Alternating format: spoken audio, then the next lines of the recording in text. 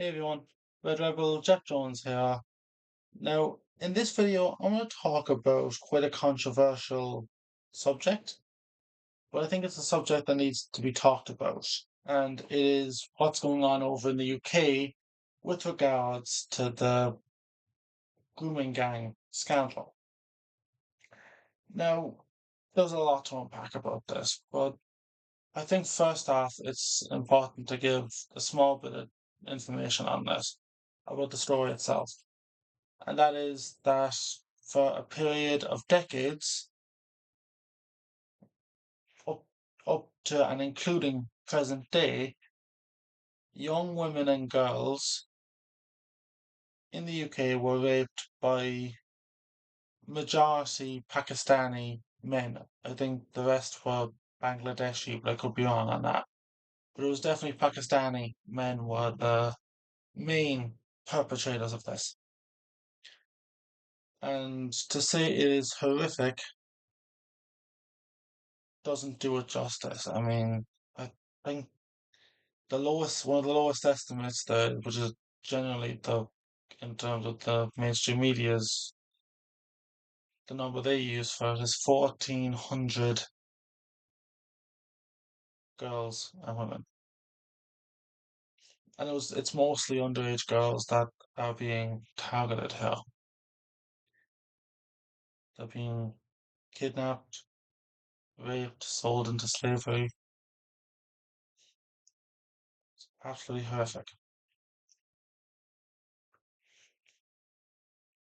And it was covered up. It was covered up by the police, the prosecution service. And the reason it was covered up is they didn't want to stoke racial tensions within the community. So they ignored it. Or even worse, they covered it up. And the UK Prime Minister at the moment is under severe fire.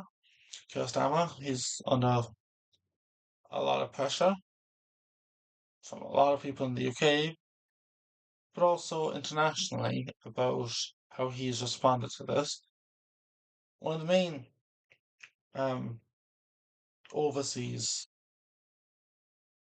kind of personalities that's been going after him has been Elon Musk. Now, Elon Musk has been calling him out for covering this up, and a lot of people are saying it's foreign interference. Describe it as foreign interference where he's just telling you as it is. He's just giving his opinion. That's not foreign interference. Trust me, there's a lot worse foreign interference on Keir Starmer's side that they seem alright with.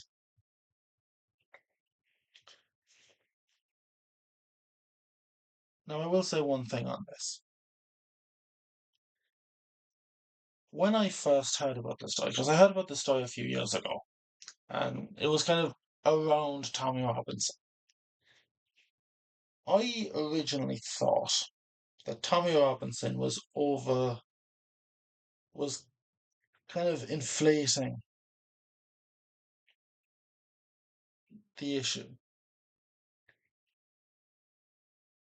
I wouldn't say he was mad, but he was over inflaming it in a kind of racist way. That was my opinion a few years ago on this. And I'm going to say it right now. And I hold my hands up. I was 100% wrong. Well, I think he could have done it a little bit better. What he was doing was 100% right, which is he was a reporter essentially. He was reporting on this because no one else would. Sky News wouldn't, ITV wouldn't, and of course the BBC wouldn't. He was actually putting it in the public eye.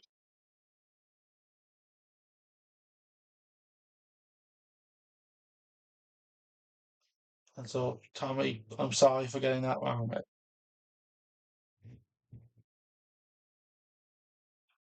There have been calls from many, many people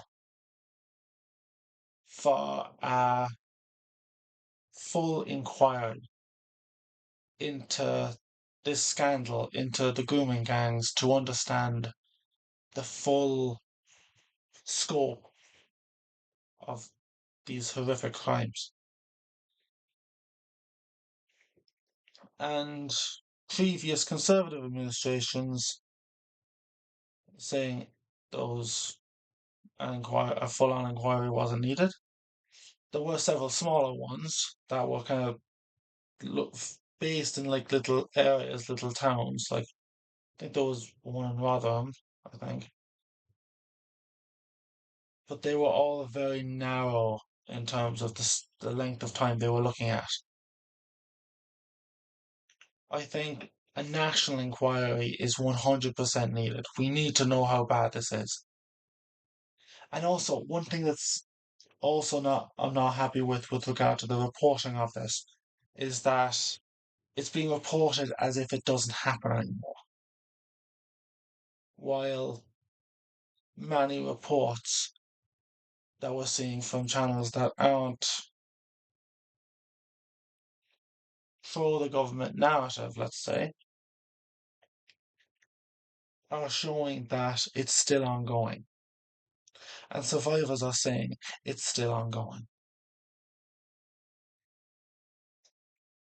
Now, one of the reasons why I think Elon Musk is right to go after Keir Starmer, I think Keir Starmer is a proper target for this, is he was the director of public prosecutions. I don't think that was the proper title that he had, but basically, he was in charge of prosecutions when this was going on, and he was one of the guys saying, "Don't prosecute this because it'll stoke racial tensions."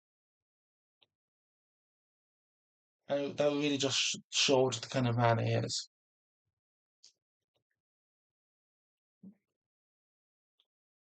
There's also someone else I want to bring up because she has shown herself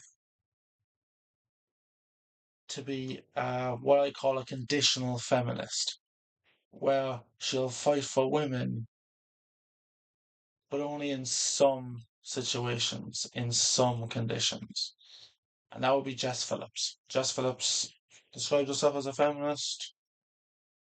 Like she does push forward in areas where women are abused, but for some reason she's been very dismissive of an idea of an inquiry into this. Kind of, and kind of being a supposedly strong feminist that would deal with this issue, her reaction has kind of showed that it's conditional.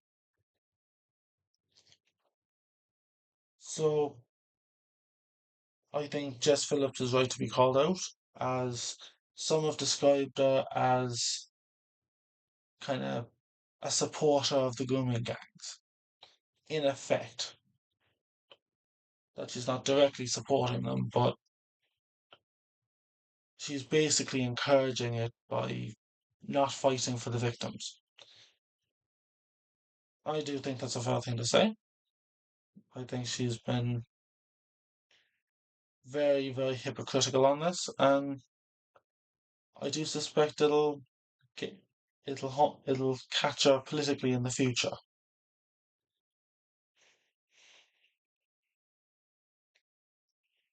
What's happening over in the UK is horrific.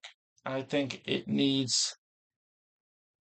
need to know exactly what's going on, exactly the scope of this, exactly how bad it is, and those responsible need to be punished.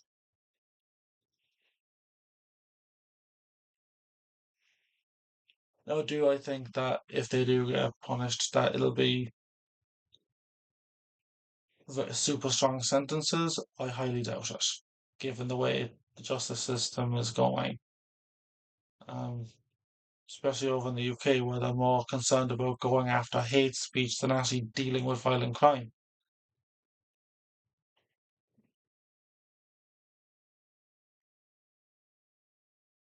these are victims that